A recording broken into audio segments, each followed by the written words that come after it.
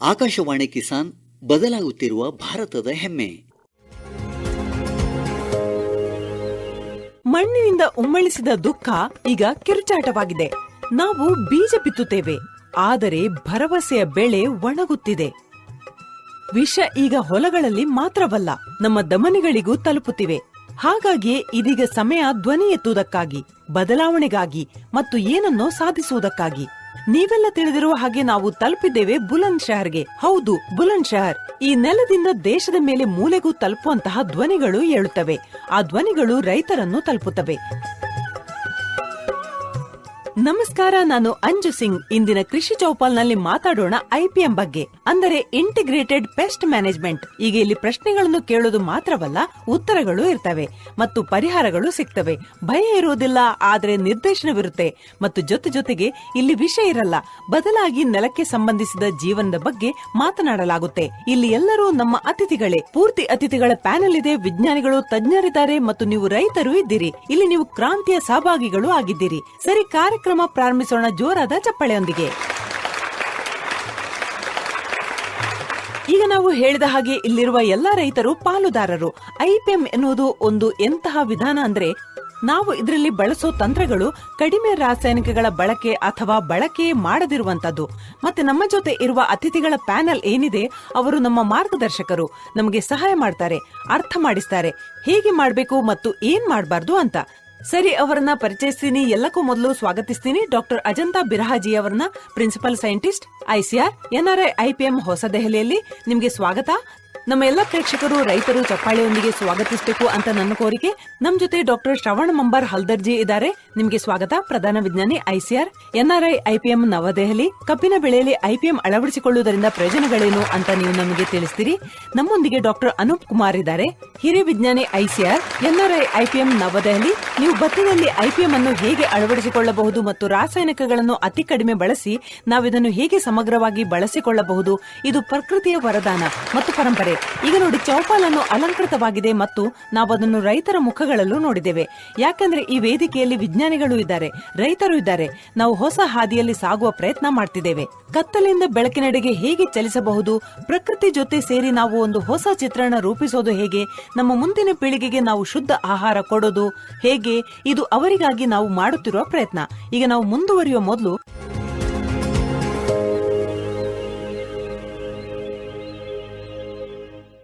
ರಾಸಾಯನಿಕ ಔಷಧಗಳ ಅನಿಯಂತ್ರಿತ ಬಳಕೆಯಿಂದಾಗಿ ಬೆಳೆಗಳಲ್ಲಿ ವಿಷಕಾರಿ ಉಳಿಕೆಗಳ ಪ್ರಮಾಣ ನಿರಂತರವಾಗಿ ಹೆಚ್ಚುತ್ತಿದೆ. ವಿಶೇಷವಾಗಿ ತರಕಾರಿಗಳು ಮತ್ತು ಹಣ್ಣುಗಳಲ್ಲಿ ಈ ಉಳಿಕೆಗಳು ಬಹಳ ಕಾಲ ಉಳಿಯುತ್ತವೆ. ಈ ಹಣ್ಣುಗಳು ಮತ್ತು ತರಕಾರಿಗಳ ಸೇವನೆಯು ಮಾನವನ ಆರೋಗ್ಯದ ಮೇಲೆ ಕೆಟ್ಟ ಪರಿಣಾಮ ಬೀರುತ್ತಿದೆ. ಮಾತ್ರವಲ್ಲದೆ ಅನೇಕ ರಾಸಾಯನಿಕ ಕೀಟನಾಶಕಗಳು ಕ್ಯಾನ್ಸರ್ ಕಾರಕವೂ ಆಗಿವೆ. ಇದಲ್ಲದೆ ಈ ಅವಶೇಷಗಳು ರಫ್ತಿಗೆ ನಿಗದಿಪಡಿಸಿದ ಮಿತಿಗಿಂತ ಹಲವು ಪಟ್ಟು ಹೆಚ್ಚಿರುತ್ತವೆ. ಅಂತಹ ಪರಿಸ್ಥಿತಿಯಲ್ಲಿ ಖರೀದಿದಾರ ದೇಶವು ನಮ್ಮ ಕೃಷಿ ಉತ್ಪನ್ನವನ್ನು ತೆಗೆದುಕೊಳ್ಳಲು ನಿರಾಕರಿಸುತ್ತದೆ. ಅಂಕಿ ಅಂಶಗಳು ಹೇಳುವಂತೆ ಪ್ರತಿ ವರ್ಷ 67,000 ಟನ್ ಕೀಟನಾಶಕಗಳನ್ನು ಭತ್ತ, ಹತ್ತಿ, ಹಣ್ಣುಗಳು ಮತ್ತು ತರಕಾರಿಗಳಂತಹ ವಿವಿಧ ಬೆಳೆಗಳಲ್ಲಿ ಬಳಸಲಾಗುತ್ತಿದೆ. ಜೊತೆಗೆ ಮಸಾಲೆಗಳು ಮತ್ತು ಹೂವುಗಳಲ್ಲಿಯೂ ಬಳಸಲಾಗುತ್ತಿದೆ. ಇದರ ಒಟ್ಟು ಮೌಲ್ಯ 2,75,000 ಕೋಟಿ ರೂಪಾಯಿಗಳು. ಈ ರೀತಿ ಕೀಟನಾಶಕಗಳು ಬೆಳೆ ವೆಚ್ಚವನ್ನು ಹೆಚ್ಚಿಸುತ್ತವೆ. ಇದು ರೈತರ ನಿವ್ವಳ ಲಾಭವನ್ನು ಕಡಿಮೆ ಮಾಡುತ್ತದೆ ಎಂದು ಹೇಳಬಹುದು. ಇದಲ್ಲದೆ ರಾಸಾಯನಿಕ ಔಷಧಗಳು ಇನ್ನೂ ಅನೇಕ ಸಮಸ್ಯೆಗಳನ್ನು ಸೃಷ್ಟಿಸುತ್ತವೆ. ಒಂದು ನಿರ್ದಿಷ್ಟ ಅವಧಿಯ ನಂತರ ಹಾನಿಕಾರಕ ಕೀಟಗಳು ತಮ್ಮ ವಿರುದ್ಧ ಪ್ರತಿರೋಧವನ್ನು ಬೆಳೆಸಿಕೊಳ್ಳುತ್ತವೆ. ಈ ರೀತಿಯಾಗಿ ಪ್ರತಿರೋಧವನ್ನು ಬೆಳೆಸಿಕೊಳ್ಳುವ ಕೀಟಗಳ ಮೇಲೆ ಕೀಟನಾಶಕಗಳ ಪರಿಣಾಮ ಕಡಿಮೆ. ಮತ್ತೊಂದೆಡೆ ಈ ಔಷಧಗಳು ಹಾನಿಕಾರಕ ಮತ್ತು ಪ್ರಯೋಜನಕಾರಿ ಕೀಟಗಳ ನಡುವೆ ವ್ಯತ್ಯಾಸವನ್ನು ಕಂಡುಹಿಡಿಯಲು ಸಾಧ್ಯವಾಗುವುದಿಲ್ಲ ಮತ್ತು ಅವುಗಳನ್ನು ಸಿಂಪಡಿಸಿದಾಗ ಹಾನಿಕಾರಕ ಕೀಟಗಳು ಮಾತ್ರವಲ್ಲದೆ ಸ್ನೇಹಪರ ಕೀಟಗಳು ಸಹ ಸಾಯುತ್ತವೆ. ಈ ಎಲ್ಲಾ ಸಮಸ್ಯೆಗಳಿಗೆ ಸಮಗ್ರ ಕೀಟ ನಿರ್ವಹಣೆ ಅಂದರೆ IPM ಪರಿಹಾರವಾಗಿದೆ. ಇದರಿಂದ ರಾಸಾಯನಿಕ ಕೀಟನಾಶಕಗಳ ಬಳಕೆ ಕಡಿಮೆಯಾಗಿದೆ. ಅಲ್ಲದೆ ಈ ವಿಧಾನವನ್ನು ಪರಿಸರ ಮತ್ತು ಮಾನವನ ಆರೋಗ್ಯಕ್ಕೆ ಸುರಕ್ಷಿತ ಎಂದು ಪರಿಗಣಿಸಲಾಗಿದೆ. ಸಮಗ್ರ ಕೀಟ ನಿರ್ವಹಣೆಯು ಬೆಳೆ ಸರದಿ, ಬಳಕೆವಾರು ನಿಯಂತ್ರಣ, ಉತ್ತಮ ಬೀಜಗಳ ಆಯ್ಕೆ, ಸಸ್ಯದಿಂದ ಸಸ್ಯಕ್ಕೆ ಸರಿಯಾದ ಅಂತರ, ಜೈವಿಕ ನಿಯಂತ್ರಣ ಏಜೆಂಟ್ಗಳೊಂದಿಗೆ ಬೀಜ ಮತ್ತು ಮಣ್ಣಿನ ಸಂಸ್ಕರಣೆ, ಬೇವಿನ ಎಣ್ಣೆಯ ಬಳಕೆ, ಫೆರೋಮೋನ್ ಬಲೆಗಳು, ಬೆಳಕಿನ ಬಲೆಗಳು, ಹಳದಿ ಮತ್ತು ನೀಲಿ ಜಿಗುಟಾದ ಬಲೆಗಳಂತಹ ವಿವಿಧ ಕ್ರಮಗಳನ್ನು ಒಳಗೊಂಡಿದೆ. ರಾಸಾಯನಿಕ ನಿಯಂತ್ರಣವನ್ನು ಕೊನೆಯ ಉಪಾಯವಾಗಿ ಬಳಸಲಾಗುತ್ತದೆ. ಈ ಬಳಕೆಯು ರೈತನನ್ನು ಆರ್ಥಿಕ ನಷ್ಟದಿಂದ ರಕ್ಷಿಸುವುದಕ್ಕೆ ಸೀಮಿತವಾಗಿದೆ. ಈಗ ನೀವು ವರದಿಗಳನ್ನು ಕೇಳಿದ್ರಿ ಮತ್ತು ವರದಿಯಲ್ಲಿ ಹಲವು ವಿಷಯಗಳನ್ನು ಸೇರಿಸಲು ಪ್ರಯತ್ನಿಸಿದ್ದೇವೆ. ಈಗ ವಿಜ್ಞಾನಿಗಳೊಂದಿಗೆ ಮಾತಾಡೋಣ, ರೈತರ ಸಮಸ್ಯೆಗಳ ಬಗ್ಗೆ ತಿಳ್ಕೊಳ್ಳೋಣ. ಡಾಕ್ಟರ್ ಅಜಂತಾ ಅವರಿದ್ದಾರೆ. ಮೇಡಮ್ ಅಜಂತಾ ಅವರೇ, IPM ಅಂದ್ರೇನು? ಸಮಗ್ರ ಮಾಹಿತಿ ಇದರ ಬಗ್ಗೆ ನಮಗೆ ಕೊಡಬೇಕು. ನೋಡಿ, ನೀವು ಬಹಳ ಮಹತ್ವಪೂರ್ಣ ಪ್ರಶ್ನೆ ಕೇಳಿದ್ದೀರಿ. ಸಮಗ್ರ ಕೀಟ ನಿರ್ವಹಣೆ ಅಂದ್ರೆ ನಮ್ಮ ಬೆಳೆಗಳ ಮೇಲೆ ದಾಳಿ ಮಾಡುವ ಕೀಟಗಳು ಮತ್ತು ರೋಗಗಳನ್ನು ನಿರ್ವಹಿಸಲು ನಾವು ವಿವಿಧ ಚಟುವಟಿಕೆಗಳನ್ನು ಸಂಘಟಿಸುವ ಒಂದು ವ್ಯವಸ್ಥೆ. ಭಾರತದಲ್ಲಿ ಪ್ರತಿ ವರ್ಷ ನಮ್ಮ ಬೆಳೆಗಳಿಗೆ 67,000 ಟನ್ ಕೀಟನಾಶಕಗಳನ್ನು ಬಳಸಲಾಗುತ್ತಿರುವುದರಿಂದ ಮತ್ತು ಅದರ ದುಷ್ಟ ಪರಿಣಾಮಗಳು ನಿರಂತರವಾಗಿ ಹೆಚ್ಚುತ್ತಿದೆ. ನಮ್ಮ ಪರಿಸರದ ಮೇಲೆ, ನಮ್ಮ ಮಾನವ ಆರೋಗ್ಯದ ಮೇಲೆ, ನಮ್ಮ ರೈತರ ಆರೋಗ್ಯದ ಮೇಲೆ ಮತ್ತು ಸಮತೋಲನವನ್ನು ಸೃಷ್ಟಿಸುವ ಮಿತ್ರ ಕೀಟಗಳ ಮೇಲೆ ದುಷ್ಟಭಾವ ಹೆಚ್ಚುತ್ತಲೇ ಇದೆ. ಅವುಗಳ ಮೇಲೂ ತುಂಬಾ ನಕಾರಾತ್ಮಕ ಪರಿಣಾಮ ಬೀರುತ್ತೆ ಮತ್ತು ಅದರ ಅವಶೇಷಗಳು ನಿರಂತರವಾಗಿ ಹೊರಗೆ ಹೋಗುತ್ತಿವೆ. ಅದರಿಂದ ಮಣ್ಣಿನ ಆರೋಗ್ಯದ ಮೇಲೂ ಕೆಟ್ಟ ಪರಿಣಾಮ ಬೀರುತ್ತಿದೆ. ಹಾಗಾಗಿ ಸ್ಥಿತಿ ತುಂಬಾ ಚಿಂತಾಜನಕವಾಗಿದೆ. ಹಾಗಾಗಿ ನಾವು ಸಕಾಲಿಕ ಕೀಟ ನಿರ್ವಹಣೆಯನ್ನು ಅಳವಡಿಸಿಕೊಳ್ಳುವುದು ಬಹಳ ಮುಖ್ಯ. ಸರಿ, ನಾನು ಡಾಕ್ಟರ್ ಹಲ್ದರ್ ಅವರ ಜೊತೆ ಮಾತಾಡೋಕೆ ಬಯಸ್ತೀನಿ. ನಾವು ತಿಳಿದ ಹಾಗೆ ಈ ಪೂರ್ತಿ ಕಬ್ಬಿನ ಬೆಲ್ಟ್ ಬಗ್ಗೆ ಕಾರ್ಯಕ್ರಮಕ್ಕೂ ಮುಂಚೆ ನಾವು ಕೆಲವು ರೈತರೊಂದಿಗೆ ಮಾತನಾಡಿದಾಗ ಅವರಂದ್ರು, ಮೇಡಮ್ ದಯವಿಟ್ಟು ಕಬ್ಬಿನ ಬಗ್ಗೆ ಮಾತನಾಡಿ ಅಂತ. ಕಬ್ಬು ತುಂಬಾ ಪ್ರಿಯವಾದ ಬೆಳೆ ಮತ್ತು ಇಲ್ಲಿನ ನಮ್ಮ ರೈತರು ನಮಗೆ ಸಿಹಿಯನ್ನು ತರುತ್ತಾರೆ. ಆದರೆ ಇದರೊಂದಿಗೆ ಸವಾಲುಗಳಿವೆ. ರೆಡ್ ರಾಡ್ ನಂತಹ ರೋಗಗಳು ಇವೆ. ಉತ್ತಮ ರಿಕವರಿ ಇರುವ ಆಯಾ ಕಬ್ಬಿನ ಪ್ರಭೇದಗಳ ಮೇಲೆ ಪರಿಣಾಮ ಬೀರುತ್ತಿವೆ. ಆದರೆ ಸವಾಲುಗಳು ಸಹ ಹೆಚ್ಚು.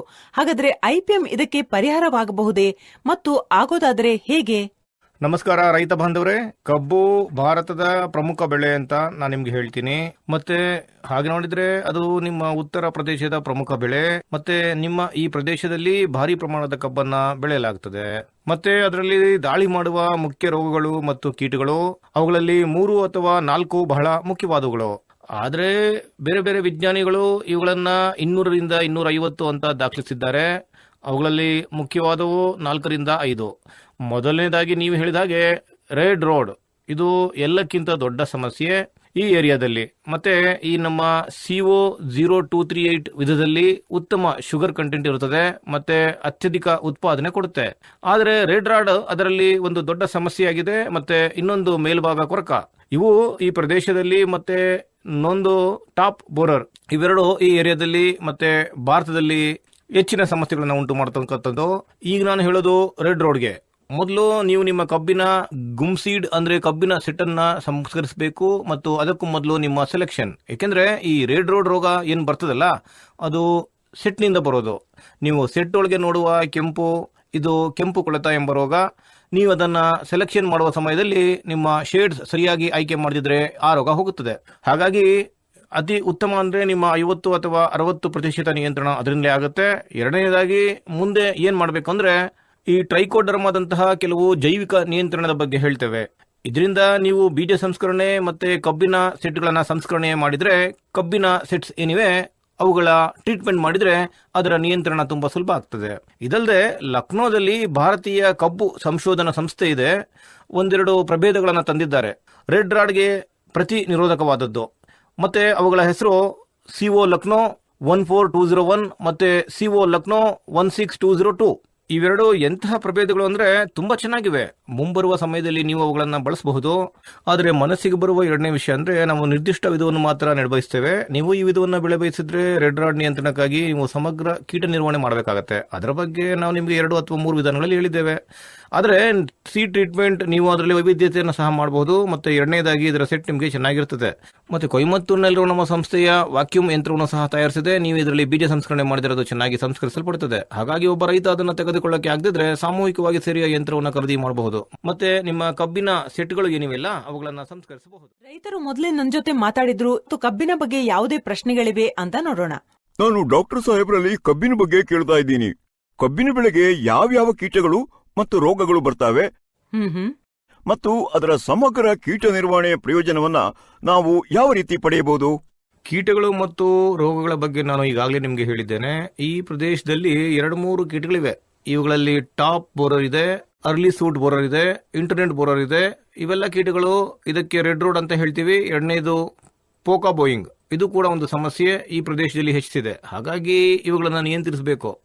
ನಾನು ನ್ಯೂಸ್ನಲ್ಲೂ ಸಹ ಓದಿದಾಗೆ ಇಲ್ಲಿನ ಹೆಚ್ಚಿನ ರೈತರು ಕೊರಾಜಿನ್ ಬಳಸ್ತಾರೆ. ಅದರಿಂದ ಏನಾಯಿತು ಅಂದರೆ ಟಾಪ್ ಬೋರರ್ ಏನಿದೆ ಅದು ಪ್ರತಿನಿರೋಧವನ್ನು ಬೆಳೆಸ್ಕೊಂಡಿತ್ತು. ಹಾಗಾಗಿ ಅದನ್ನು ನಿಯಂತ್ರಣ ಮಾಡೋಕ್ಕೆ ಸಾಧ್ಯವಾಗ್ತಿಲ್ಲ. ನೀವು 4ರಿಂದ 5 ಸ್ಪ್ರೇ ಮಾಡ್ತೀರಿ. IPMನಲ್ಲಿ ನಾವು ಇದನ್ನೇ ಹೇಳ್ತೇವೆ, ನಿಮ್ಮ ಔಷಧ ಮಿತಿ ಮೀರಿದ್ರೆ ETL ಅಂದರೆ ಅಥವಾ ಪ್ರಮಾಣ ತುಂಬ ಹೆಚ್ಚಿದ್ರೆ ಮತ್ತೆ ರೈತರು ಮೊದಲಿನಿಂದಲೂ ನೋಡಿಲ್ದಿದ್ರೆ ನೀವು ಕೊನೆಯದಾಗಿ ಔಷಧವನ್ನು ಬಳಸಬಹುದು. ಆದರೆ ಅದರ ಹೊರತಾಗಿ ಟಾಪ್ ಬೋರರ್ ರೋಗ ಕೀಟಗಳ ಸಮಸ್ಯೆಯನ್ನು ನೀವು ಎದುರಿಸ್ತಿದ್ರೆ ಮೊದಲನೇದಕ್ಕೆ ನಾನು ಹೇಳುವಂತೆ ಇನ್ನೂ ಅನೇಕ IPMನ ಸಮಗ್ರ ಕೀಟ ನಿರ್ವಹಣೆ ವಿಧಾನಗಳಿವೆ. ಅದರಿಂದ ಟ್ರೈಕೋಕಾರ್ಡ್ ನಿಮಗೆ ಅತ್ಯಂತ ಮುಖ್ಯವಾದದ್ದು. ಮತ್ತೆ ಟ್ರೈಕೋಕಾರ್ಡ್ ಸಹಾಯದಿಂದ ನೀವು ಅದನ್ನು ಸುಲಭವಾಗಿ ನಿಯಂತ್ರಿಸಬಹುದು.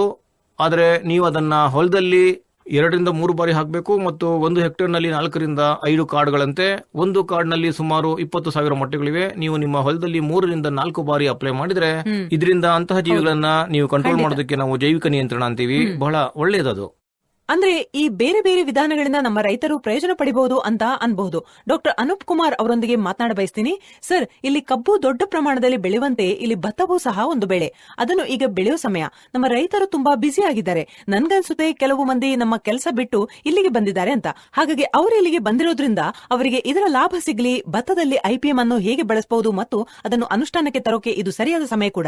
ಭತ್ತದಲ್ಲಿ IPM ಪದದ ಅರ್ಥ ಎಲ್ರಿಗೂ ತಿಳಿದಿರಬೇಕು. ಸಂಯೋಜಿತ ನಾಶಕಾರಕ ಜೀವ ನಿರ್ವಹಣೆ. ನಾಶಕಾರಕ ಜೀವಿ ಅಂದ್ರೇನು? ಬೆಳೆಗಳನ್ನು ನಾಶ ಮಾಡುವ ಜೀವಿ. ಯಾವುದಾದ್ರೂ ಸರಿ, ಅದು ಯಾವುದೇ ಜೀವಿಯಾಗಿರ್ಲಿ, ವಿನಾಶಕಾರಿಯಾದರೆ ಅದನ್ನು ನಾವು ನಿರ್ವಹಿಸಬೇಕು. ನಿರ್ವಹಣೆ ಗುರಿ ಅಂದ್ರೆ ಹೆಚ್ಚಿನ ಲಾಭ ಗಳಿಸೋದು ಮತ್ತು ದೀರ್ಘಾವಧಿಯ ಪ್ರಯೋಜನಗಳನ್ನು ಪಡೆಯೋದು.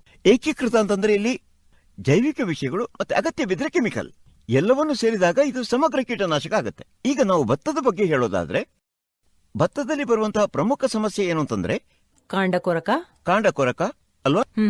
ಮತ್ತೆ ಅನೇಕ ರೋಗಗಳಿವೆ. ಮತ್ತೆ ನೋಡಿ, BPH, ಬ್ರೌನ್ ಪ್ಲಾಂಟ್ ಹಾಪರ್, ಬಹಳಷ್ಟು ಸಮಸ್ಯೆ ಇವೆ. ಇವುಗಳ ಹೊರತಾಗಿ ಕೀಟನಾಶಕಗಳಿಂದ ಉಂಟಾಗುವ ದೊಡ್ಡ ಸಮಸ್ಯೆ ಅಂದ್ರೆ ಬೆಳೆಯಲ್ಲಿ ಅವಶೇಷಗಳು ಬರ್ತವೆ.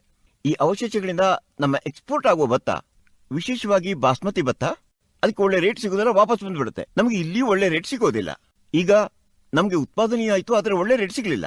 ಹಾಗಾಗಿ ಭತ್ತದಲ್ಲಿ IPM ಅಳವಡಿಸಿ ಒಳ್ಳೆ ರೀತಿಯ ಭತ್ತವನ್ನ ಬೆಳಿಬೇಕು. ಆರ್ಗನೈಸ್ನ ಹಾಗೆ, ಆದರೆ ಇಳುವರಿ ಕಡಿಮೆ ಆಗೋದಿಲ್ಲ. ಅದಕ್ಕೇನು ಅಂದ್ರೆ ಪ್ರಾರಂಭದಿಂದ ಸಮಗ್ರತೆಯೊಂದಿಗೆ ನಡೆಯಬೇಕು.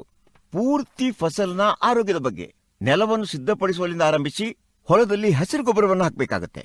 ಮತ್ತೆ ಬೀಜಗಳನ್ನು ಸಂಸ್ಕರಿಸಬೇಕು. ಬೀಜಗಳನ್ನ ಕಾರ್ಬನ್ ಡೈಆಕ್ಸೈಡ್ನಿಂದ ಸಂಸ್ಕರಿಸಬೇಕು. ಜೈವಿಕವಾಗಿ ಆದರೆ ಟ್ರೈಕೋಡರ್ಮಾ ಶಿಲೀಂಧ್ರದೊಂದಿಗೆ ಪ್ರತಿ ಕೆಜಿ ಬೀಜಕ್ಕೆ 10 ಗ್ರಾಂನಾಗೆ ಸಂಸ್ಕರಿಸಬೇಕು.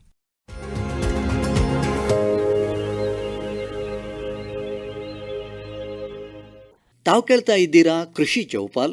ಇಂದಿನ ಕೃಷಿ ಚೌಪಾಲ್ ಕೇವಲ ಕೃಷಿ ಚೌಪಾಲ್ ಆಗಿಲ್ಲ. ಇದೊಂದು ಭವಿಷ್ಯದ ರಣತಂತ್ರ, ಒಂದು ಪ್ರಯತ್ನ. ಭವಿಷ್ಯವನ್ನು ಇನ್ನಷ್ಟು ಉಜ್ವಲಗೊಳಿಸಲಿಕ್ಕೆ ಆರೋಗ್ಯಕರ ಬೀಜಗಳನ್ನು ಬಿತ್ತಿ ಭವಿಷ್ಯವನ್ನು ಇನ್ನಷ್ಟು ಉತ್ತಮಗೊಳಿಸುವ ಪ್ರಯತ್ನವಾಗಿದೆ. ವಿಶೇಷ ಅತಿಥಿಗಳು ನಮ್ಮೊಂದಿಗೆ ಸೇರಿದ್ದಾರೆ. ಅವರನ್ನ ಒಬ್ಬೊಬ್ಬರಾಗಿ ಪರಿಚಯಿಸ್ತಾ ಇದ್ದೇವೆ. ವಿಜ್ಞಾನಿ ICAR NRIPM ಹೊಸದೆಹಲಿ ಮತ್ತು doctor Niranjan Singh, principal scientist ICAR NRIPM ನವದೆಹಲಿಯಿಂದ. ಮತ್ತೆ ನಮ್ಮ ಜೊತೆ ಇನ್ನೊಬ್ಬ ವಿಶೇಷ ಅತಿಥಿ ಇದ್ದಾರೆ. ನಾವು ದೊಡ್ಡ ಚಪ್ಪಾಳೆಯೊಂದಿಗೆ ಅವರನ್ನು ಸ್ವಾಗತಿಸಬೇಕು ಅಂತ ಕೇಳ್ತೀನಿ. ಡಾಕ್ಟರ್ ಭೂಷಣ್ ತ್ಯಾಗಿ ಅವರು. ಇವರಿಗೆ ಪದ್ಮಶ್ರೀ ಪ್ರಶಸ್ತಿ ಬಂದಿದೆ. ನಾನಂತೀನಿ ಈ ಕ್ಷೇತ್ರದ ಜನಕ ಅವರು ಅಂತ. ಭೀಷ್ಮ ಪಿತಾಮಹ. ಏನೇ ಅಲಂಕಾರಿಕ ಶಬ್ದ ಬಳಸಿದ್ರು ಕಡಿಮೆಯೇ. ಮತ್ತೊಮ್ಮೆ ಅವರಿಗೆ ಜೋರಾದ ಚಪ್ಪಾಳೆಯೊಂದಿಗೆ ಸ್ವಾಗತಿಸ್ತೀನಿ. ತಮ್ಮ ಅನುಭವದ ಬಗ್ಗೆ ಈಗ ನಮಗೆ ಹೇಳ್ತಾರೆ. ಹೇಗೆ ಅವರು ಇಲ್ಲಿ ತನಕ ತಲುಪಿದ್ರು ಮತ್ತು ಇತರ ರೈತರಿಗೆ ಸ್ಫೂರ್ತಿಯಾದ್ರು ಅಂತ. ಸರಿ, ಸಂಭಾಷಣೆಯನ್ನು ಪ್ರಾರಂಭಿಸೋಣ. ಎಲ್ಲಕ್ಕೂ ಮೊದಲು ನಾನು ತಿಳ್ಕೋಬೇಕಾದ್ದು, ಈಗ ನಾವು ಟೊಮೆಟೊ ಬಗ್ಗೆ ಮಾತನಾಡ್ತಿರೋದ್ರಿಂದ ಟೊಮೆಟೊದಲ್ಲಿ IPM ಅನ್ನು ಹೇಗೆ ಬೆಳೆಸಬಹುದು? ಟೊಮೆಟೊ ಕೂಡ ಎಂತಹ ಒಂದು ಬೆಳೆ ಅಂದ್ರೆ ಇದು ವಾಣಿಜ್ಯ ಬೆಳೆ.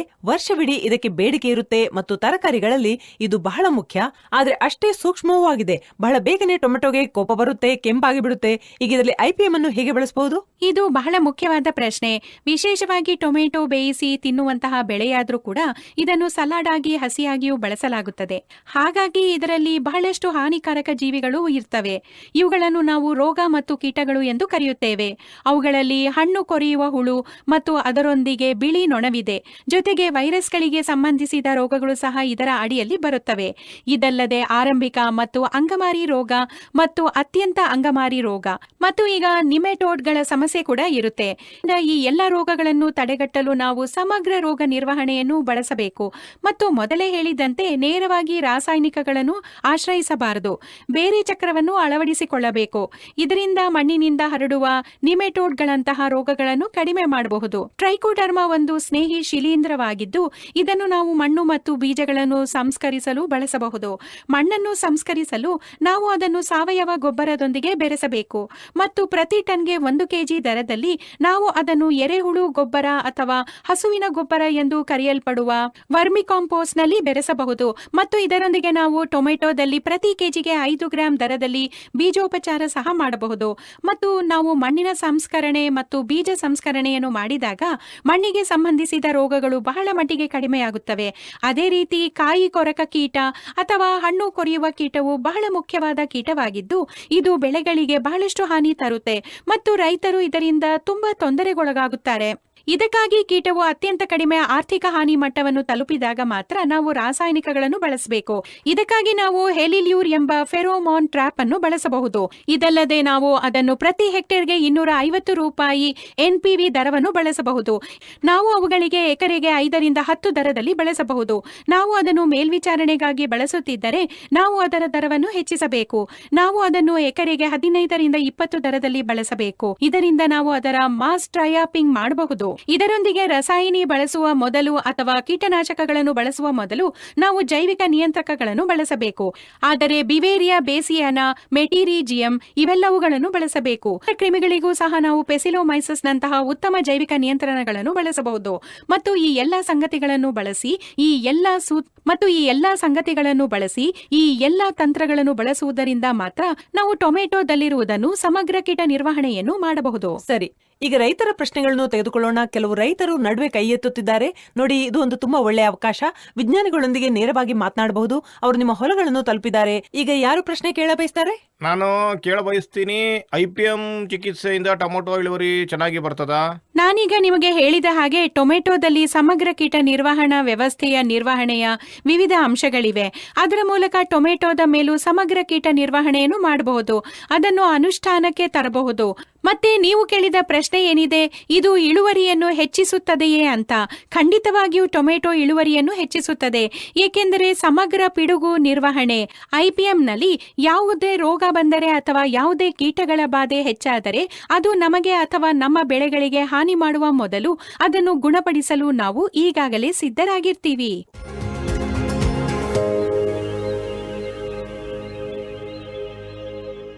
ಕೇಳಿ, ಬಹಳಷ್ಟು ಪ್ರಯತ್ನಗಳು ನಡೀತಾನೆ ಇವೆ. ಕ್ರಾಂತಿಯ ಯುಗ ಆರಂಭವಾಗಿದೆ. ಕೃಷಿಯ ಮೇಲೆ ಹೆಚ್ಚಿನ ಗಮನ ಹರಿಸ್ತಾ ಇದ್ದೇವೆ. ಇದನ್ನು ಕೇಳ್ತಾನೂ ಇದ್ದೇವೆ. ರೈತರನ್ನ ತಲುಪಲು ಯಾವ ರೀತಿ ಸಂಚಾರ ಸಾಧನಗಳಿವೆ, ಯಾವ್ಯಾವ ಮಾಧ್ಯಮಗಳಿವೆ, ಇದನ್ನು ತಾವು ತಮ್ಮ ಹೊಲದಲ್ಲಿ ಯಾವ ರೀತಿ ಅಳವಡಿಸಿಕೊಳ್ಬೇಕು ಅಂದರೆ ಪ್ರತಿಯೊಬ್ಬ ರೈತನಿಗಾಗಿ ಅಥವಾ ಪ್ರತಿ ಹಳ್ಳಿಯಲ್ಲಿ ತಜ್ಞರನ್ನ ನಿಯೋಜಿಸುವುದು ತುಂಬಾ ಕಷ್ಟದ ಕೆಲಸ. ಯಾಕಂದ್ರೆ ನಮ್ಗೆಲ್ರಿಗೂ ತಿಳಿದಿರೋ ಹಾಗೆ ಮಾಹಿತಿ ಮತ್ತು ಸಂವಹನ ತಂತ್ರಜ್ಞಾನ ಬಹಳ ವಿಶಾಲ ವ್ಯಾಪ್ತಿ ಹೊಂದಿದೆ ಮತ್ತು ಅದು ಬಹಳ ಪ್ರೇಕ್ಷಕರನ್ನ ಸುಲಭವಾಗಿ ತಲುಪುತ್ತೆ. ಹಾಗಾಗಿ ಸಮಗ್ರ ಕೀಟ ನಿರ್ವಹಣಾ ವ್ಯವಸ್ಥೆಯಲ್ಲಿ ರೈತರಿಗೆ ಸಮಯೋಚಿತ ಮಾಹಿತಿ ತಲುಪುವುದು ಮತ್ತು ಅದರ ಪರಿಚಯ ಏನಿದೆ ಅದು ಬಹಳ ಮುಖ್ಯವಾಗುತ್ತೆ. ಮಾಹಿತಿ ಮತ್ತು ಸಂವಹನ ತಂತ್ರಜ್ಞಾನ ಬಹಳ ಮುಖ್ಯವಾದ ಪಾತ್ರ ವಹಿಸುತ್ತೆ. ಈಗ ನಮ್ಮ ಮನೆಗಳಲ್ಲಿ ಎಲ್ಲರೂ ಮಾಹಿತಿ ಮತ್ತು ಸಂವಹನ ತಂತ್ರಜ್ಞಾನ ಬಳಸ್ತಾರೆ. ಅದು ಸ್ಮಾರ್ಟ್ ಮೊಬೈಲ್ ಫೋನ್ ಆಗಿರ್ಬೋದು, ಟ್ಯಾಬ್ಲೆಟ್ ಆಗಿರ್ಬೋದು ಅಥವಾ ಡೆಸ್ಕ್ಟಾಪ್ ಆಗಿರ್ಬೋದು. ಕೃಷಿಯಲ್ಲಿ ಸಮಗ್ರ ಕೀಟ ನಿರ್ವಹಣೆಯ ವಿಷಯಕ್ಕೆ ಬಂದಾಗ ಅಲ್ಲಿ ಹೆಚ್ಚಿನ ಉಪಯೋಗ ಮಾಡೋದಿಲ್ಲ ಜನರು. ವಾಣಿಜ್ಯ ಕ್ಷೇತ್ರವಾಗಲಿ ಅಥವಾ ವೈದ್ಯಕೀಯ ಕ್ಷೇತ್ರವಾಗಲಿ ನಾವು ಮಾಹಿತಿ ಮತ್ತು ಸಂವಹನ ತಂತ್ರಜ್ಞಾನವನ್ನು ಬಹಳಷ್ಟು ಬಳಸ್ತಿದ್ದೇವೆ. ಆದರೆ ಕೃಷಿಯಲ್ಲಿ ನಿರಂಜನ್ ಅವರೇ, ಹೆಚ್ಚಾಗಿ ಜನಪ್ರಿಯವಾಗಿರುವ ಅಂತಹ ಟೂಲ್ಸ್ ಬಗ್ಗೆ ನೀವು ನಮಗೆ ಹೇಳ್ತೀರಾ? ಹೌದು, ಅದನ್ನು ಕೂಡ ನಾನು ಹೇಳೋದಕ್ಕೆ ಇಷ್ಟಪಡ್ತೀನಿ. ಕೀಟ ನಿರ್ವಹಣೆ ಬಗ್ಗೆ ಮಾತನಾಡುವಾಗ ರೈತರು ಎದುರಿಸುವಂತಹ 2 ದೊಡ್ಡ ಸಮಸ್ಯೆಗಳು ಅಂತಂದ್ರೆ, ಒಂದು ಕೀಟವನ್ನು ಸರಿಯಾಗಿ ಗುರುತಿಸುವುದು, ಇನ್ನೊಂದು ಅದರ ನಿರ್ವಹಣೆಗೆ ಸರಿಯಾದ ಸಲಹೆ. ತಜ್ಞರ ಅನುಪಸ್ಥಿತಿಯಲ್ಲಿ ರೈತರು ಏನು ಮಾಡ್ತಾರೆ ಅಂದರೆ, 2 ವಿಷಯಗಳಲ್ಲಿ ಸಹಾಯಕ್ಕಾಗಿ ಮೊದಲು ಕೀಟನಾಶಕ ವ್ಯಾಪಾರಿಗಳನ್ನು ಸಂಪರ್ಕಿಸ್ತಾರೆ. ಅದರಿಂದ ಅವರು ತಜ್ಞರ ಬದಲು ಮಾಹಿತಿ ಮತ್ತು ಸಂವಹನ ತಂತ್ರಜ್ಞಾನ ಸಾಧನಗಳನ್ನು ಬಳಸಿದರೆ ಅವರು ಸರಿಯಾದ ಸಮಯದಲ್ಲಿ ಸರಿಯಾದ ಮಾಹಿತಿಯನ್ನು ಸುಲಭವಾಗಿ ಪಡೀತಾರೆ. ಇತ್ತೀಚೆಗೆ ನಮ್ಮ ಭಾರತೀಯ ಕೃಷಿ ಸಂಶೋಧನಾ ಮಂಡಳಿ ಈ ಉಪಕ್ರಮವನ್ನು ಪ್ರಾರಂಭಿಸಿದೆ. ನಮ್ಮ ಕೃಷಿ ಮತ್ತು ರೈತ ಕಲ್ಯಾಣ ಇಲಾಖೆಯ ಸಹಯೋಗದೊಂದಿಗೆ ನಾವು ರಾಷ್ಟ್ರೀಯ ಕೀಟ ನಿಗಾ ವ್ಯವಸ್ಥೆ, ಶಾರ್ಟ್ ಫಾರ್ಮ್ನಲ್ಲಿ NPSS ಅಂತ ಹೇಳ್ತಾ ಇದ್ದೀವಿ, ಒಂದು ಉತ್ತಮ ಆ್ಯಪ್ ಅನ್ನು ನಾವು ಅಭಿವೃದ್ಧಿಪಡಿಸಿದ್ದೇವೆ. ಇದರ ಸಹಾಯದಿಂದ ಕೀಟಗಳು ಮತ್ತು ರೋಗಗಳನ್ನು ಗುರುತಿಸಲು ನಾವು ಕೃತಕ ಬುದ್ಧಿಮತ್ತೆಯನ್ನು ಬಳಸ್ತೇವೆ. ಆದ್ದರಿಂದ ನೀವು ನಿಮ್ಮ ಹೊಲದ ಫೋಟೋವನ್ನು ಕೊಟ್ಟರೆ ಸಾಕು, ಅದರ ಮೂಲಕ ಅದು ಯಾವ ಕೀಟ ಅಥವಾ ರೋಗ ಅಂತ ಹೇಳುತ್ತೆ. ಮತ್ತೆ ಅದೇ ಸಮಯದಲ್ಲಿ ನಿಮ್ಮ ಹೊಲದಲ್ಲಿ ಕೀಟಗಳ ಬಾಧೆಯ ಮಟ್ಟವನ್ನು ಅದಕ್ಕೆ ತಿಳಿಸಿದರೆ ಅದು ಮಧ್ಯಮ ಅಥವಾ ತುಂಬ ಗಂಭೀರ ಸಮಸ್ಯೆ ಅಂತ ನಿಮ್ಗೆ ಗೊತ್ತಾಗತ್ತೆ. ಕೃತಕ ಬುದ್ಧಿಮತ್ತೆ ನೀವು ನೀಡಿದಂಥ ಮಾಹಿತಿಯ ಆಧಾರದಲ್ಲಿ ಸಲಹೆಯನ್ನು ಕೂಡ ಕೊಡುತ್ತೆ. ಅಂದ್ರೆ ಇದು ಬಹಳ ವ್ಯಾವಹಾರಿಕವಾಗಿದೆ, ಬಹಳ ಪ್ರಾಕ್ಟಿಕಲ್ ಆಗಿ ಈ ಟೂಲ್ಸ್ ಅನ್ನು ವಿನ್ಯಾಸಗೊಳಿಸಲಾಗಿದೆ ಮತ್ತು ಅವು ಬಳಕೆದಾರ ಸ್ನೇಹಿಯಾಗಿದೆ. ಅಂದ್ರೆ ಇವು ನಿಮ್ಮ ಪ್ರದೇಶದ ಭಾಷೆಯಲ್ಲಿ ನಿಮಗೆ ಲಭ್ಯವಿದೆ, ನೀವು ಅದನ್ನು ಆಯ್ಕೆ ಮಾಡಬಹುದು ಮತ್ತು ಅದು ಲೈವ್ ಡೆಮೋ ರೀತಿಯಲ್ಲಿ, ಅಂದ್ರೆ ಯಾವುದೇ ಸಮಸ್ಯೆ ಇದ್ರೆ ನೀವು ಅದನ್ನು ಆಪ್ನಲ್ಲಿ ನಮೂದಿಸ್ತೀರಿ, ಅದಕ್ಕೆ ಪರಿಹಾರವು ಅದರ ಜೊತೆಗೆ ಸಿಗುತ್ತೆ. ಆದ್ರೆ ನಮ್ ಜೊತೆ ಇಡೀ ವಿಶ್ವವಿದ್ಯಾಲಯ ಕೂತ್ಕೊಂಡಿದೆ. ಭೂಷಣ್ ತ್ಯಾಗಿ ಅವರು ಇದ್ದಾರೆ. ನಮ್ಮ ಕಾರ್ಯಕ್ರಮವನ್ನ ಎಲ್ಲರೂ ಕೇಳ್ತಾ ಇದ್ದಾರೆ. ಭೂಷಣ ತ್ಯಾಗಿ ಸರ್ ಅವರು ಇಲ್ಲಿದ್ದಾರೆ. ಸರ್, ನಮ್ಮ ಕೇಳುಗರಿಗೆ ಇನ್ನೂ ಹೆಚ್ಚಿನ ಉಪಯೋಗ ಆಗಬೇಕಂದ್ರೆ ತಮ್ಮ ಅಭಿಪ್ರಾಯವನ್ನ ತಿಳಿಸ್ಕೊಡಿ. ನೀವು ಇಡೀ ಅವಧಿಯನ್ನು ನೋಡಿದ್ದೀರಿ, ಅದರಿಂದ ಒಬ್ಬರು ಹೇಗೆ ಪ್ರಯೋಜನ ಪಡೆಯುತ್ತಾರೆ ಅನ್ನೋದು ನಿಮಗೆ ಗೊತ್ತು. ನಿಮ್ಮ ಹೊಲಗಳನ್ನು ಸಹ ನೋಡಿದ್ದೇವೆ, ಅಲ್ಲಿ ಸಾಕಷ್ಟು ಹಸಿರಿದೆ, ಬೆಳೆಗಳು ತುಂಬಾ ಆರೋಗ್ಯವಾಗಿ ಕಾಣ್ತದೆ. ನೋಡಿ, ಇಂದಿನ ವಿಷಯವು ತುಂಬ ಗಂಭೀರವಾಗಿದೆ. ರಾಸಾಯನಿಕ ಗೊಬ್ಬರಗಳಿಗಿಂತ ಕೀಟನಾಶಕಗಳಿಂದ ನಮಗೆ ಹೆಚ್ಚಿನ ನಷ್ಟವಾಗ್ತಾ ಇದೆ. ಮತ್ತು ಇದಕ್ಕಾಗಿ ಭಾರತ ಸರ್ಕಾರದ ಯಶಸ್ವಿ ಪ್ರಧಾನಮಂತ್ರಿ ಮತ್ತು ನಮ್ಮ ಕೃಷಿ ಸಚಿವರು ಸಂಕಲ್ಪ ಯಾತ್ರೆ ಎಂಬ ಕಾರ್ಯಕ್ರಮವನ್ನು ಸಹ ಪ್ರಾರಂಭಿಸಿದ್ದಾರೆ. ಇದರಲ್ಲಿ ನಾವು ಇಂದು IPM ಕುರಿತ ಆಳವಾದ ಚರ್ಚೆಗಾಗಿ ಇಲ್ಲಿ ಉಪಸ್ಥಿತರಿದ್ದೇವೆ. ಮತ್ತು ಈ ಕಾರ್ಯಕ್ರಮದ ಉದ್ದೇಶವೇನೆಂದರೆ ನಾವು ನಮ್ಮ ಹೊಲಗಳಲ್ಲಿ ರಾಸಾಯನಿಕ ವಿಷಯದಿಂದ ಪಾರಾಗೋದು ಹೇಗೆ ಅನ್ನೋದು. ನಾವು ಆರೋಗ್ಯದ ಬಗ್ಗೆ, ಪರಿಸರ ಮತ್ತು ರಫ್ತಿನ ಬಗ್ಗೆ ಜಾಗೃತರಾಗಿರಬೇಕು. ಏಕೆಂದರೆ ರೈತರ ಆರ್ಥಿಕ ಅಭಿವೃದ್ಧಿ ಆದರೆ ದೇಶದ ಆರ್ಥಿಕ ಅಭಿವೃದ್ಧಿ ಹೆಚ್ಚಾಗ್ತದೆ. ವಿಷಮ ಪರಿಸ್ಥಿತಿಯಲ್ಲಿ ನಾವು ಹಾಗೆ ಮಾಡಬೇಕಾದ್ರೆ ಮಾರುಕಟ್ಟೆಯಲ್ಲಿ ಲಭ್ಯವಿರುವ ಎಲ್ಲ ವಿಷಕಾರಿ ಉತ್ಪನ್ನಗಳ ಮೇಲೆ ಭಾರತ ಸರ್ಕಾರವು 4 ಸೂಚನೆಗಳನ್ನು ನೀಡಿದೆ. ಅವುಗಳಲ್ಲಿ ಕೆಂಪು ಬಣ್ಣ, ಹಳದಿ ಬಣ್ಣ, ನೀಲಿ ಬಣ್ಣ ಮತ್ತು ಹಸಿರು ಬಣ್ಣಗಳಾಗಿವೆ. ನನ್ನ ರೈತ ಬಾಂಧವರು ಖರೀದಿ ಮಾಡುವಾಗ ಹಸಿರು ಬಣ್ಣವನ್ನು ಮೀರಿ ಹೋಗಬಾರ್ದು ಎಂಬುದನ್ನು ನೆನಪಿನಲ್ಲಿಟ್ಕೊಳ್ಬೇಕು ಅಂತ ನಾನು ವಿನಂತಿ ಮಾಡ್ತೇನೆ. ಕನಿಷ್ಠ ಪಕ್ಷ ನಾವು ಸುರಕ್ಷಿತವಾದ ಅದೇ ರೀತಿಯ ರಾಸಾಯನಿಕಗಳನ್ನು ಬಳಸಬೇಕು. ತ್ಯಾಗಿಯವರೇ, ಇಲ್ಲಿ ನನ್ನದೊಂದು ಪ್ರಶ್ನೆ ಇದೆ. ನಾನು ರೈತರೊಂದಿಗೆ ಮಾತನಾಡುವಾಗ, ಆಗಾಗ್ಗೆ ಹೊಲಗಳಿಗೆ ಹೋದಾಗ ರೈತರು ಹೇಳ್ತಾರೆ ಇದೆಲ್ಲ ಕೇಳೋಕೆ ತುಂಬಾ ಚೆನ್ನಾಗಿರುತ್ತೆ, ಆದ್ರೆ ಇದಕ್ಕೆ ಬಹಳಷ್ಟು ಸಮಯ ಹಿಡಿಯುತ್ತೆ, ಇದಕ್ಕೆ ಸಾಕಷ್ಟು ತಾಳ್ಮೆ ಬೇಕು ಮತ್ತು ತಾಳ್ಮೆ ಫಲವು ಸಿಹಿಯಾಗಿರುತ್ತೆ. ನಮಗೂ ಅದು ಗೊತ್ತು. ನೋಡಿ, ಇಲ್ಲಿರುವ ರೈತರಲ್ಲಿ ಮತ್ತು ಪೂರ್ತಿ ದೇಶ ಬಾಂಧವರಲ್ಲಿ ನಾನು ವಿನಂತಿಸುವುದೇನೆಂದರೆ ಬದಲಾವಣೆಗೆ ಸಮಯ ಬೇಕಾಗಿಲ್ಲ. ಏಕೆಂದರೆ ಬದಲಾವಣೆ ಮಾನಸಿಕ ಮಟ್ಟದಲ್ಲಿ ಸಂಭವಿಸ್ತದೆ. ನಾವು ಕೆಲಸದ ಮಟ್ಟದಲ್ಲಿ ಬದಲಾವಣೆಯನ್ನು ಬಯಸ್ತೇವೆ. ಮತ್ತೆ ಬದಲಾವಣೆಯು ಮಾನಸಿಕವಾಗಿದೆ. ಮನಸ್ಥಿತಿ ಕ್ಷಣಾರ್ಧದಲ್ಲಿ ಬದಲಾಗ್ತದೆ. ದೇಶಕ್ಕಾಗಿ ಕೃಷಿ ಮಾಡಬೇಕು, ಆರೋಗ್ಯಕ್ಕಾಗಿ ಕೃಷಿ ಮಾಡಬೇಕು, ಆರ್ಥಿಕ ಸಮೃದ್ಧಿಗಾಗಿ ಕೃಷಿ ಮಾಡಬೇಕು ಎಂಬುದು ನನ್ನ ದೇಶದ ರೈತರು ಮನಸ್ಸಲ್ಲಿ ಇಟ್ಕೊಳ್ಬೇಕು. ನೋಡಿ, ಇದು ಯಶಸ್ವಿ ಪ್ರಧಾನಮಂತ್ರಿಯವರಿಂದ ಬಂದಿರುವ ಸುಂದರವಾದ ಮೂಲ ಸ್ವಾವಲಂಬಿ ಭಾರತದ ಪರಿಕಲ್ಪನೆಯು. ರೈತರ ಸಮೃದ್ಧಿಯಿಂದ ರಾಷ್ಟ್ರದ ಸಮೃದ್ಧಿಯತ್ತ ಸಾಗ್ತದೆ ಅಂತ ಅವರು ಹೇಳಿದ್ದಾರೆ. ರೈತ ಶ್ರೀಮಂತನಾಗದಿದ್ರೆ ದೇಶ ಹೇಗೆ ಸಮೃದ್ಧವಾಗ್ತದೆ? ಈ ಪರಿಸ್ಥಿತಿಯಲ್ಲಿ ಇಂದು IPM ಬಗ್ಗೆ ನನಗೆ ತುಂಬಾ ಸಂತೋಷವಾಗ್ತಿದೆ. ತಡವಾಗಿ ಆದರೂ ಈಗ ಉತ್ತಮವಾಗಿದೆ. ನಾವು ಅದನ್ನು ತುಂಬಾ ಮೊದಲೇ ಪ್ರಾರಂಭಿಸಬೇಕಾಗಿತ್ತು. ಮತ್ತೆ ಮತ್ತೆ ನಮ್ಮ ಪ್ರಧಾನಮಂತ್ರಿಯವರು ಹೇಳ್ತಿರ್ತಾರೆ, ರೈತರಿದ್ರೆ ನಾವಿದ್ದೇವೆ ಅಂತ. ಏಕೆಂದ್ರೆ ನೀವು ಇದ್ರೆ ನಮ್ಗೆ ಊಟ ಸಿಗೋದು ಮತ್ತು ಆಗ ಮಾತ್ರ ನಮ್ಮ ದೇಶ ಪ್ರಗತಿ ಹೊಂದೋದು. ನೀವು ವಿಶ್ವ ವೇದಿಕೆಯಲ್ಲಿ ನಿಮ್ಮ ಗುರುತನ್ನು ಸ್ಥಾಪಿಸಲು ಸಾಧ್ಯವಾಗುತ್ತೆ. ಕೆಲವು ರೈತರಲ್ಲಿ ಕೆಲವು ಪ್ರಶ್ನೆ ಇದೆ, ಕೇಳಿ. ನನ್ನ ಹೆಸರು ಮುಖೇಶ್ ಸಾಗರ್, ಗ್ರಾಮ ಬಂಬಾವತ್, ಜಿಲ್ಲೆ ಗೌತಮ್ ಬುದ್ಧ ನಗರ, ನೋಯ್ಡಾ. NPSS ಇದರ ಪ್ರಯೋಜನವೇನು ಮತ್ತೆ ಅದರ ಅನುಕೂಲಗಳೇನು? ನಾನು ನಿಮಗೆ ಹೇಳೋದೇನು ಅಂದರೆ, ಈ NPSS ಆ್ಯಪ್ ಏನಿದೆ ಇದು ಮಾಹಿತಿ ಮತ್ತು ಸಂವಹನ ತಂತ್ರಜ್ಞಾನವನ್ನು ಬಳಸಿದೆ. ಮತ್ತು ರೈತರಿಗೆ ಅವರ ಹೊಲಗಳಲ್ಲಿನ ಕೀಟಗಳು ಮತ್ತು ರೋಗಗಳ ಮಟ್ಟವನ್ನು ಆಧರಿಸಿ ಸಲಹೆ ಕೊಡುತ್ತೆ. ಇದು ಇತರ ಅಪ್ಲಿಕೇಶನ್ಗಳಲ್ಲಿ ಲಭ್ಯ ಇಲ್ಲ ಮತ್ತು ಅದರಲ್ಲಿರುವ ಎಲ್ಲ ಮಾಹಿತಿ ಕೂಡ ಕೃಷಿ ಸಂಶೋಧನಾ ಮಂಡಳಿಯ ವಿಜ್ಞಾನಿಗಳು ಒದಗಿಸಿದ ವೈಜ್ಞಾನಿಕ ಮಾಹಿತಿಯಾಗಿದೆ. ಇದು ಅವರು ಸರಿಯಾದ ಮೂಲಗಳಿಂದ ತೆಗೆದುಕೊಂಡ ಮಾಹಿತಿಯನ್ನು ಒಳಗೊಂಡಿದೆ.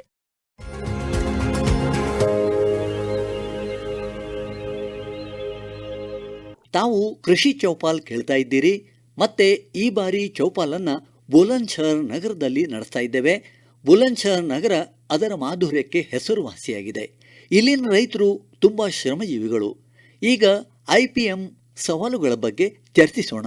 ಮತ್ತು ಈಗ ಈ ವಿಭಾಗದಲ್ಲಿ ನಮ್ಮೊಂದಿಗೆ ಸೇರ್ತಿರುವ ವಿಶೇಷ ಅತಿಥಿ ಹರಿಯಾಣದ ಫರೀದಾಬಾದ್ನ DPPQs ನ ಜಂಟಿ ನಿರ್ದೇಶಕಿ ಡಾಕ್ಟರ್ ಸುನೀತಾ ಪಾಂಡೆ ಅವರನ್ನು ನಿಮಗೆ ಪರಿಚಯಿಸೋಣ. ಚಪ್ಪಾಳೆಯೊಂದಿಗೆ ಸ್ವಾಗತ. ನಮ್ಮ ಜೊತೆ ಡಾಕ್ಟರ್ VD ನಿಗಮ್ ಇದ್ದಾರೆ. ಸರ್, ಫರೀದಾಬಾದ್ ಹರಿಯಾಣದ DPPQs ಉಪನಿರ್ದೇಶಕರು, ನಿಮಗೆ ಸ್ವಾಗತ.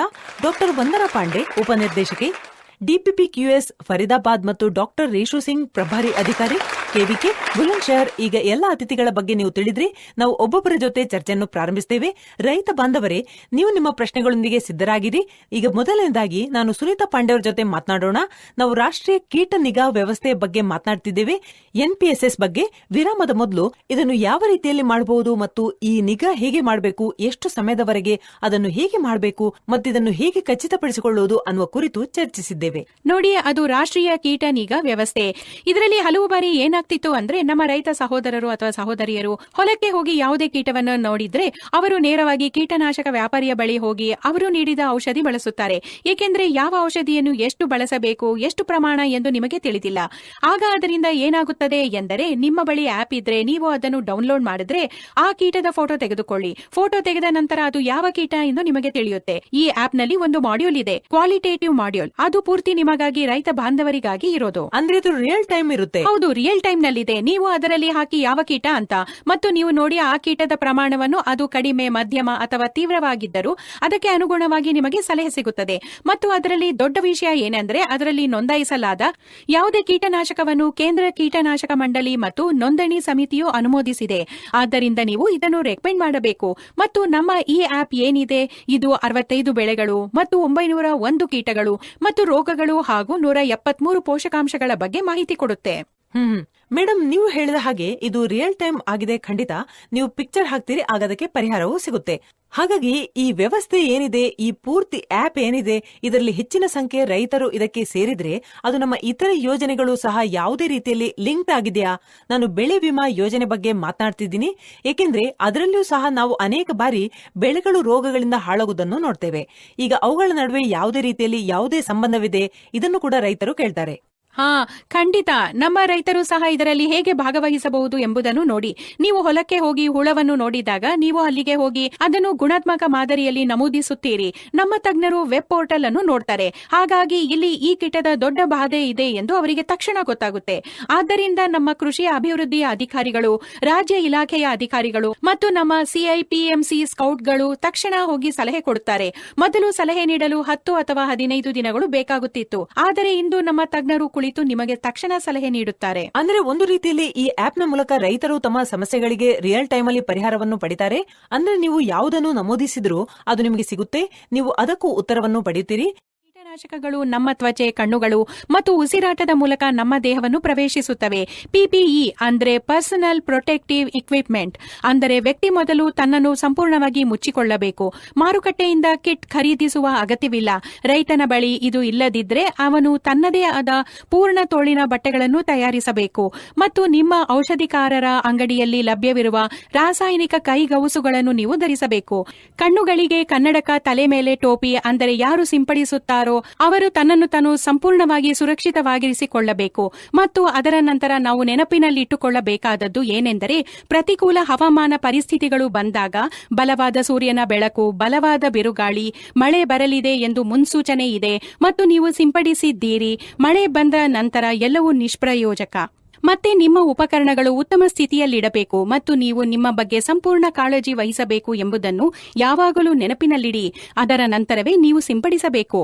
ಖಂಡಿತ. ನೋಡಿ, ಇದು ಬಹಳ ಮುಖ್ಯವಾದ ವಿಷಯ. ಮೊದಲು ನೀವು ನಿಮ್ಮನ್ನು ರಕ್ಷಿಸಿಕೊಳ್ಳಿ, ನಂತರವೇ ಏನಾದ್ರೂ ಮಾಡಿ. ಏಕೆಂದ್ರೆ ನೀವು ಆರೋಗ್ಯವಾಗಿಲ್ಲದಿದ್ರೆ ನಮ್ಗೆ ಆಹಾರ ತಲುಪೋದಾದ್ರೂ ಹೇಗೆ? ನೋಡಿ, ನೀವು ಅನ್ನದಾತರು, ಹಾಗಾಗಿ ನಿಮ್ಮ ಬಗ್ಗೆ ಕಾಳಜಿ ವಹಿಸಿ, ಆಗ್ಲೇ ಜಗತ್ತಿಗೆ ಅನ್ನ ಸಿಗೋದು. ಹೌದು, ಸರಿ. ಆಕಾಶವಾಣಿ ಕಿಸಾನ್, ಬದಲಾಗುತ್ತಿರುವ ಭಾರತದ ಹೆಮ್ಮೆ. ಆಕಾಶವಾಣಿ ಕಿಸಾನ್ ಕಾರ್ಯಕ್ರಮ ಕೇಳಿದಿರಿ.